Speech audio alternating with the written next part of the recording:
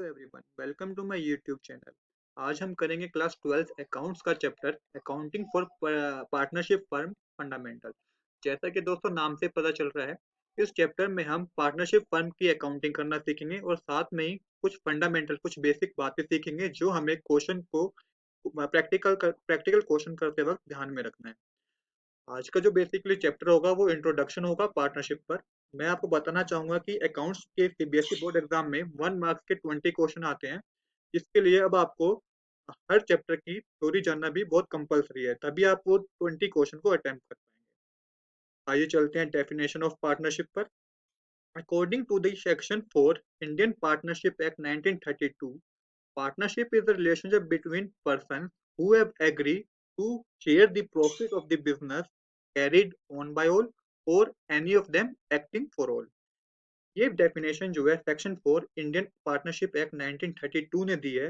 इसमें ये कहा गया है कि पार्टनरशिप एक रिलेशनशिप है बिटवीन पर्सन्स, मींस एक से ज्यादा बंदे, एक से ज्यादा पर्सन होने चाहिए जो एग्री करते हैं बिजनेस के प्रॉफिट को शेयर करने में, कैरिड ऑन बाय ऑल और any of them acting for all. आइए इसे एक एग्जांपल से समझते हैं। ये राम और श्याम दो बिजनेसमैन हैं जो कि एग्री हुए हैं बिजनेस करने के लिए पार्टनर एज अ पार्टनर ये एग्री हुए बिजनेस करने के लिए। तो देखिए क्या क्या सिनेरियो बन सकते हैं। यहाँ सिनेरियो एक ये बन सकता है कि राम और श्याम दोनों बराबर की कैपिटल लगाएं बिजनेस पे और दोनों ही बिजनेस को देखें। जब ये केस होता है तो हम इसे बोलते हैं carried, business carried on by all. इसका मतलब होता है कि दोनों ही बिजनेस को देखेंगे, दोनों ने बराबर की कैपिटल लगाई है। या एक सिनेरियो ये हो सकता है कि राम कहेगा कि मैं ना बिजनेस में 80% कैपिटल लगा देता हूँ पर मैं बिजनेस देख नहीं पाऊंगा। तो इस सिनेरियो में श्याम बिजनेस देखेगा। तो ये इस सिनेरियो का मतलब होगा any of them acting for all. मतलब राम और श्याम है दो पार्टनरशिप कर रहे हैं बट पैसा राम ज्यादा लगा रहा है पर श्याम ज्यादा पैसा नहीं लगा रहा, पर राम बिजनेस देखेगा नहीं, बिजनेस शाम को देखना है। तो इस सिनेरियो को हम बोलेंगे any of them acting for all. हाँ, ये दोस्तों चलते हैं अपने अगले अगले टॉपिक पर। हमारा जो अगला टॉपिक है वो है फीचर ऑफ पार्टनरशिप। इसे आप ये question feature characteristic and essential element, इसमें ये तीनों का एक ही मतलब है पार्टनरशिप के बिहाफ पे। आइए चलते हैं अपना पहले फीचर की ओर। पहला फीचर है हमारा टू और मोर पर्सन। जैसे कि मैंने आपको पीछे बताया कि पार्टनरशिप को करने के लिए दो बंदे मिनिमम होना बहुत जरूरी है और मैक्सिमम बंदे 50, मैक्सिमम पर्सन 50 हो सकते हैं पार्टनरशिप के लिए। तो यहाँ पे हम लिख सकते हैं there should be minimum 2 person और maximum 50 person to run a partnership. I hope आपको ये पहला पॉइंट क्लियर है। हम चलते हैं अपने सेकंड पॉइंट पे। सेकंड पॉइंट है हमारा agreement. Partnership is the result of agreement. बिल्कुल, पार्टनरशिप जो है ये एक एग्रीमेंट ही होता है। एग्रीमेंट में भी ओरल और रिटन। एग्रीमेंट ये ओरल भी हो सकता है और एग्रीमेंट ये रिटन भी हो सकता है। जो ओरल एग्रीमेंट होता है ये एक तरह का वर्बल एग्रीमेंट होता है। वर्बल एग्रीमेंट मीन्स दोनों ने बातचीत करके अपना बिजनेस शुरू कर दिया।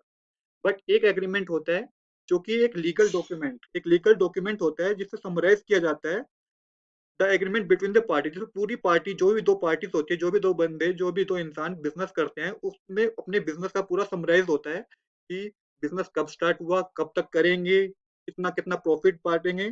तो ये होता है रिटर्न एग्रीमेंट, जो कि आज के टाइम में ये बहुत ही फॉलो किया जाता है। आइए इसे भी एक एग्जांपल से समझते हैं। मानिए ये बिजनेसमैन है।